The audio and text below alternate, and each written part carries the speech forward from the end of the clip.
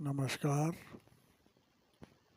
मैं के बी रुस्तगी अपने चैनल ज्योतिष की पाठशाला में आपका मित्रों स्वागत करता हूँ।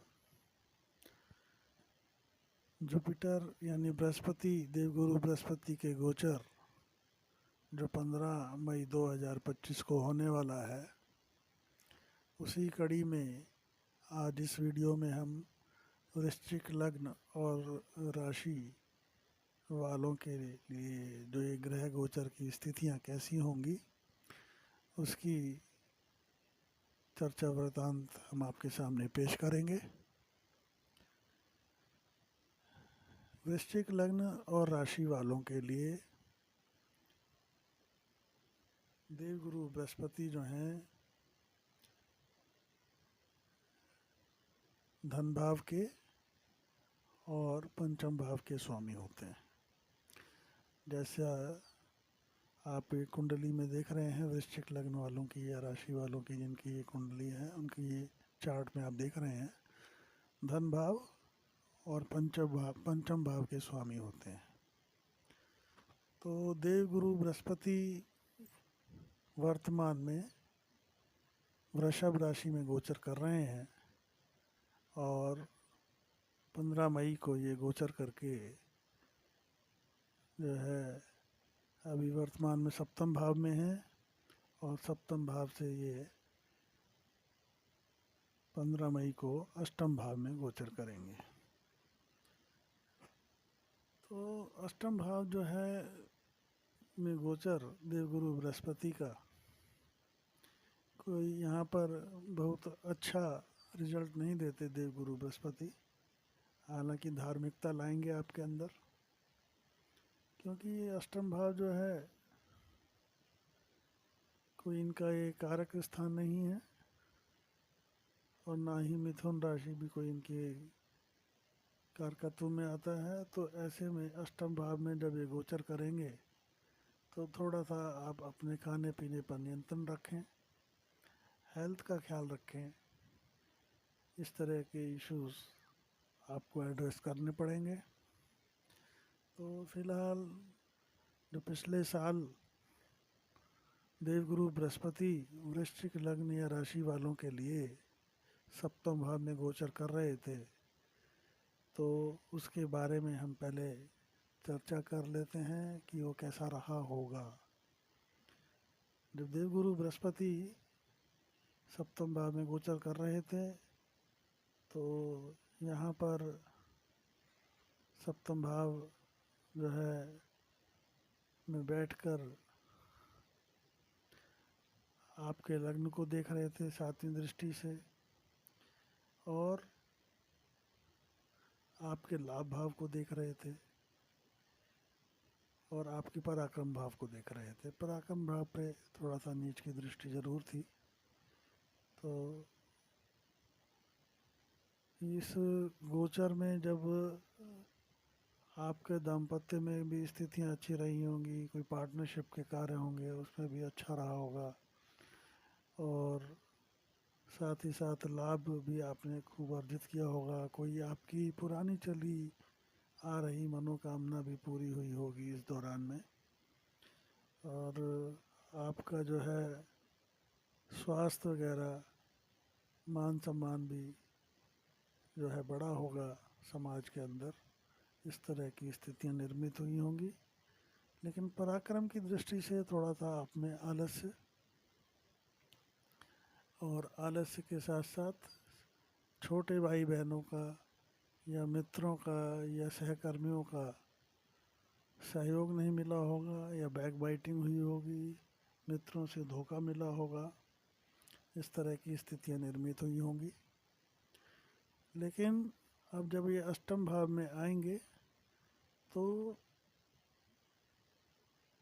इनका जो है गोचर वृश्चिक राशि वालों के लिए कोई बहुत उत्साहवर्धक नहीं है। ऐसे में आपको चाहिए कि अपने बृहस्पति को थोड़ा सा मजबूत करें, मंदिरों के दर्शन करें, मंदिरों में जाके सेवा करें और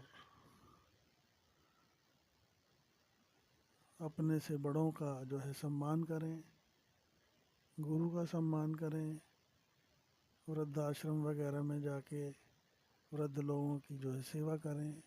इस तरह के क्रियाकलाप से आपके गुरु मजबूत होंगे, जिससे आपको जो है इस गोचर को, क्योंकि ये गोचर भी जरा विचित्र टाइप का है, उसकी अभी हम चर्चा करेंगे। तो जब ये गोचर करके 15 मई को अष्टम भाव में आएंगे तो यहाँ पे देवगुरु बृहस्पति अतिचारी हो जाएंगे।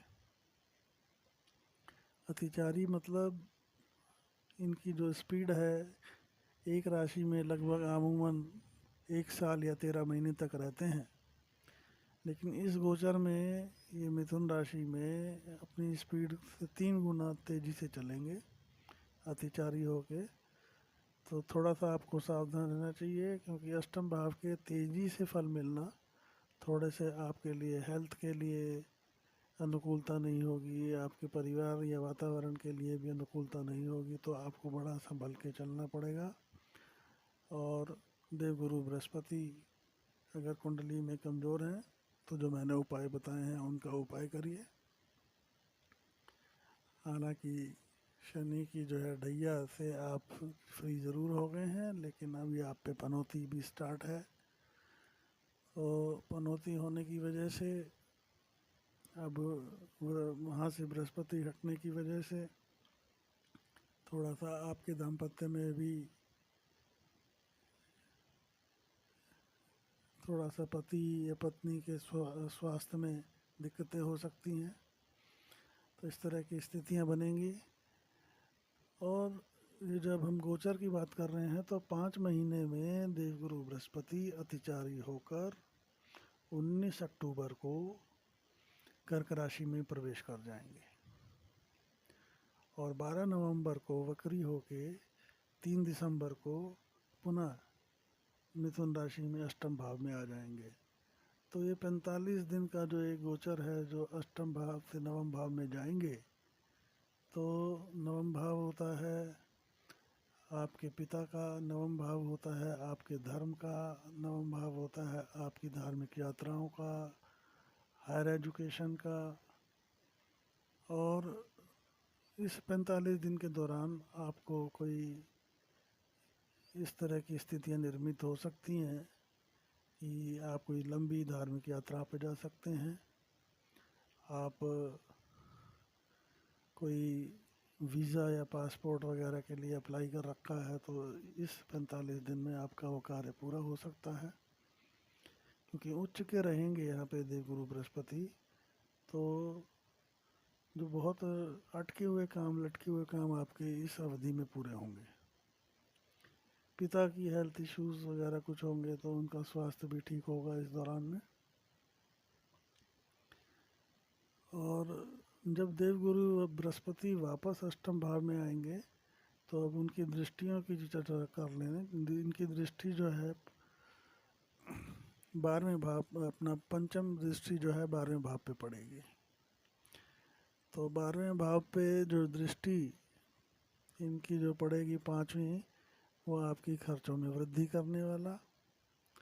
तो आपको चाहिए कि जो खर्चों में वृद्धि होगी तो आप धर्म से संबंधित कार्यों में व्यय करें, जिससे व्यय का घर पूरा हो। और दूसरे तरह के मेडिकल बिल्स या कोई क्या कहते हैं कोर्ट कचहरी, इस तरह के जो है इन चीज़ों में खर्चा करने की बजाय धर्म कर्म के कार्यों में खर्च करें, तो जिससे व्यय स्थान पे जो दृष्टि है वो व्यय का स्थान भी पूरा हो जाए और आपका जो है पैसा अच्छे काम में लगे। तो दृष्टि होने की वजह से व्यय तो जो होगा आपका, जो आप या निवेश कर सकते हैं या कोई इन्वेस्टमेंट कर सकते हैं, तो लॉन्ग टर्म में जाके वो आपको फ़ायदा देगा। यहीं से 7वीं दृष्टि से आपके धन भाव को देखेंगे, अपनी ही राशि को देखेंगे, तो आपके परिवार में आपके कोई वृद्धि हो सकती है। साथ ही साथ में आपको कोई आकस्मिक धन की प्राप्ति हो सकती है, कोई एंसेस्टर प्रॉपर्टी, पैतृक संपत्ति वगैरह जो उसके थ्रू मार्फत आपको जो है अच्छा पैसा मिलने के जो है योग बन रहे हैं। और नौवीं दृष्टि सुख भाव पे, तो आप आने वाले समय में हो सकता है कि क्योंकि ये सुख भाव पे जो है जब दृष्टि डालेंगे तो भूमि भवन वाहन संबंधित कार्य आपके पूरे होंगे और माता का जो है स्वास्थ्य भी इस दौरान ठीक रहेगा। अगर आप पॉलिटिक्स में हैं तो जनता में आपके प्रति आपकी छवि अच्छी होगी, तो इस तरह की स्थिति निर्मित होंगी। और जब अष्टम भाव में होंगे तो इस दौरान में आपको संतान पक्ष से कोई विशेष शुभ सूचना मिल सकती है और कोई आपको पूर्व के इन्वेस्टमेंट किए हुए उसमें आपको अच्छा लाभ मिल सकता है। क्योंकि यहाँ पे बैठ के अपनी ही राशि मीन राशि को देखेंगे और मीन राशि में इनकी दृष्टि उस टाइम वहाँ पे शनि भी गोचर कर रहे होंगे, तो शनि के ऊपर भी दृष्टि रहेगी, तो उनके दुष्प्रभावों को भी ये कम करेंगे क्योंकि उन्हीं के घर में शनि बैठे हैं। और जब इनकी दृष्टि उच्च की दृष्टि अपने ही क्या कहते हैं राशि पे डालेंगे तो आपको विशेष इसका लाभ प्राप्त हो सकता है।